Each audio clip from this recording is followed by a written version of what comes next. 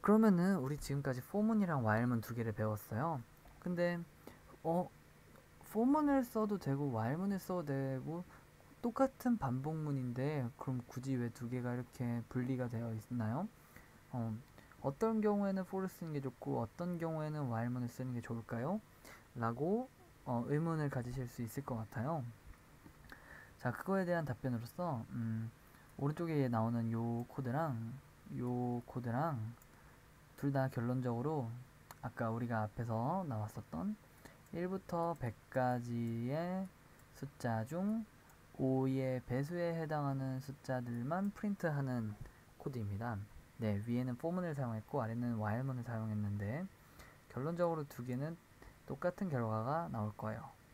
그러면은 둘 다 결과는 같으면 뭘 쓰는 게 좋지? 라고 하면 저는 그냥 사실 여러분이 편한 걸로 쓰는 게 제일 좋은데 굳이 저는 언제 이렇게 편하게 사용을 하냐라고 하면 대체로 반복을 하게 되는 횟수가 즉 범위가 명확하면 포문을 쓰는 편입니다.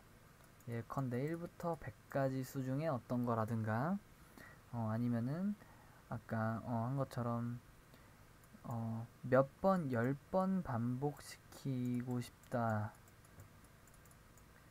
시킬 때라던가 아니면 주어진 리스트가 뭐 1, 2, 3, 점점점 뭐 주어진 리스트가 이미 있는데 요 안에 있는 숫자들을 한 번씩 순회하면서 반복을 하고 싶다거나 네, 그럴 경우에 for문을 주로 사용하는 편이고 while문은 반복을 하는 그게 횟수보다 조건이 우선시 될 때 사용하는 경우가 좀 더 전 많았던 것 같아요.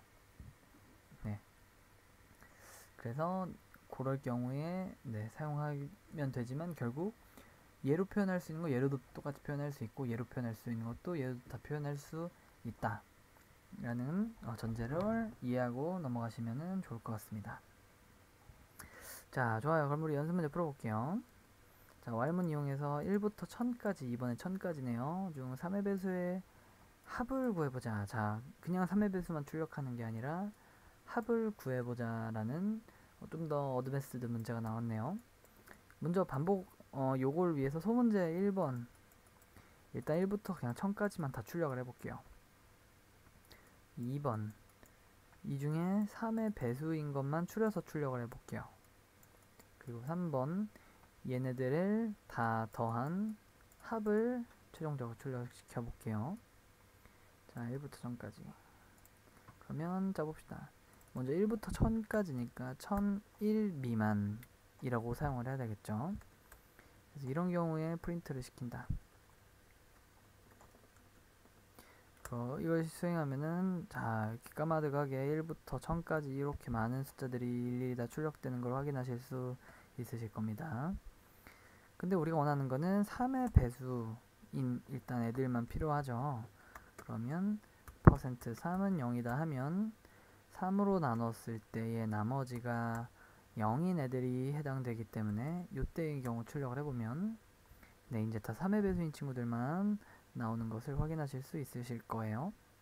근데 우리는 이거를 각각 이게 어떤 수인지 보다 이거를 다 더한 이 3의 배수의 합이 궁금하단 말이죠. 자, 이럴 경우에는 하나의 장치가 필요한데 이 각각의 수들을 모두 더한 합을 나타내는 sum이라고 하는 변수가 하나 만들어지면 좋습니다. 그래서 sum이라는 변수를 만들고 이 조건을 만족할 때 이 sum에다가 i를 일일이 이렇게 다 더해주는 방식이 있습니다. 그러면 그리고 이 반복문이 다 끝날 때 sum을 출력시켜 보는 식으로 해보겠습니다. 이게 지금은 이게 무슨 의미지? 라고 하실 수 있으니까 네, 디버깅 모드로 다음과 같이 이 순서를 천천히 따라가면서 봐볼게요. 자, 먼저 i는 1, 2, 자 3입니다. 이제 3이면 네, 다음과 같이 sum은 sum 플러스 i. 자, sum은 처음에 0으로 시작했어요. 그런데 i를 더하게 되니까 썸은 3으로 업데이트가 됩니다. 자, 근데 얘도 이제 쭉 4, 5 만족 안 하고 이제 6이 됐으니까 if 만족하죠. 자, 이때도 썸은 아까 그 3과 더했었던 그 상태이기 때문에 현재도 3으로 남아 있어요. 자, 그래서 그 다음엔 9가 되겠죠. 아까 6과 더했으니까. 근데 이렇게 되니까 어떻게 된 거를 확인할 수 있어요? 썸은 지금 보기엔 얼핏 보기엔 9지만 명확하게는 3 더하기 6인 상태이죠. 그럼 그 다음은 뭐겠어요? 3 더하기 6 더하기 9겠죠. 자, 얘를 풀고 얘만 더해지는 경우만 봐볼게요. 자, 이제 9랑 더하면 18이 되겠고 10이랑 또 더해지죠. 그럼 30이 되겠고 그 다음 3의 배수는 15니까는 45가 되겠고 이런 식으로 모든 3의 배수가 이 문을 거쳐가면서 마치 우리 점화식 구한 것처럼 3의 배수인 i들이 모두 썸한테 더해지고 더해지고 더해지는 걸 누적하다 보면 최종적으로 이 썸에는 다음과 같이 1부터 1000 사이의 모든 3의 배수들이 더해진 16만 6833이라는 숫자가 될 겁니다. 그래서 네, 얘는 이렇게 구해졌음을 확인할 수 있죠. 이게 조금 뭐랄까 수학으로 따지면 사실 뭐 점화식을 세워서 i가 몇일 경우에 그 전체 합을 알도록 하는 그런 공식을 사실 구해서 풀 수 있겠지만 이런 식으로 컴퓨터는 좀 더 단순하게 같은 로직을 반복해서 구할 수 있는 경우라면 다음과 같이 푸는 게 좀 더 파이썬스러운 문제 해결 방법이다라고 할 수 있겠습니다. 그 다음은 A학급에 총 10명의 학생이 있어요. 자, A학급의 10명의 학생의 점수를 여기다 제가 일일이 써보겠습니다. 75, 95, 90, 80, 80, 85, 100이 있어요. 자, 포문을 이용해서 이번에 학급의 평균을 구해보겠습니다. 자, 이번에 레인지가 쓰일 필요 없죠. A를 쓰게 되면 일일이 얘네를 안 해도 다음과 같이만 해도 한 번씩 이렇게 A라는 요 리스트 안에 있는 모든 요 데이터들을 한 번씩 이렇게 순회하는 거를 확인할 수 있을 거예요. 자, 그럼 이 i가 한 번씩 이렇게 돌 때마다 얘네의 평균을 구하고 싶어요. 평균을 구하는 거는 마찬가지로 저는 이번에는 average라고 하는 변수를 하나 만들게요. 그래서 평균은 보통 어떻게 구하나요? 모든 애들의 요 점수의 합을 구하고 거기에서 10을 나눠서 평균을 구하죠. 그래서 저는 마찬가지로 아까 했었던 방법이랑 똑같이 average를 i, 즉 모든 점수들을 일일이 다 더해주고 나서 결과가 끝난 다음에 한 번씩 다 더해준 다음에 맨 마지막에 10으로 나누어서 result라는 거를 넣고 얘는 sum이라고 이렇게 하는 게 낫겠네요. sum이라고 이름만 바꿔줄 뿐입니다. 로직이 바뀌는 건 전혀 없습니다. 네, 요게 좀 더 직관적일 것 같네요. 자, sum을 이용해서 얘는 모든 애들의 이 점수의 합을 구하고 그거를 10으로 나눈 것이 바로 평균이 되겠죠. 그래서 얘를 구해보면 전체 다 더한 거는 sum은 790이고 10명이니까 이 애들의 평균은 79였다 라는 것을 확인할 수 있을 겁니다. 그럼 얘가 예를 들어 한 명이 더 추가돼서 학급에 요 점수가 하나 더 추가될 수도 있잖아요 라고 할 수 있으니까 이 leng이라고 하는 함수를 이용해서 a의 안에 몇 개의 숫자가 있는지 이 length의 줄인 leng이라는 함수를 이용해서 구해도 같은 결과가 나올 거고요. 여기에 얘도 학급 한 명 더 추가해도 다음과 같이 결과는 얘는 11을 나눈 80이라고 하는 결과가 나온 걸 확인하실 수 있을 거예요. 이렇게 유동적으로 하고 싶으면 좀 더 다음과 같은 테크닉을 좀 더 섞어줘도 더 좋은 프로그램이 될 수도 있겠네요. 그리고 오늘의 마지막 문제입니다. 포문을 이용해서 1부터 50까지 수 중에서 10의 자리 혹은 1의 자리 숫자가 3인 수를 모두 출력하라. 자, 이번엔 10의 자리 그리고 1의 자리를 모두 고려해야 되겠네요. 그래서 얘가 숫자가 3인 경우를 모두 출력하라. 즉 조건식을 잘 세워야 할 것 같아요. 일단 얘는 1부터 50까지니까 1부터 51 미만으로 해보면은, 자 1부터 일단 50까지는 전부 다 이렇게 뜨는 것을 확인하실 수 있을 거예요.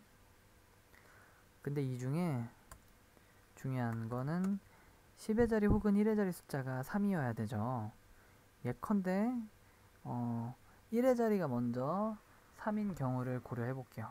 자 1의 자리가 3인 거는 10으로 나눴을 때 나머지가 3이면 돼요.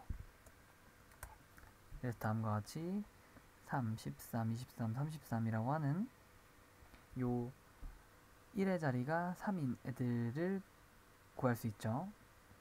근데 우리는 3인 이렇게 되는 경우도 포함하면서, 그래서 5월을 이용하면 이제 이 뒤에는 10의 자리인 경우를 더 추가해주면 되겠죠. 10의 자리는 간단합니다.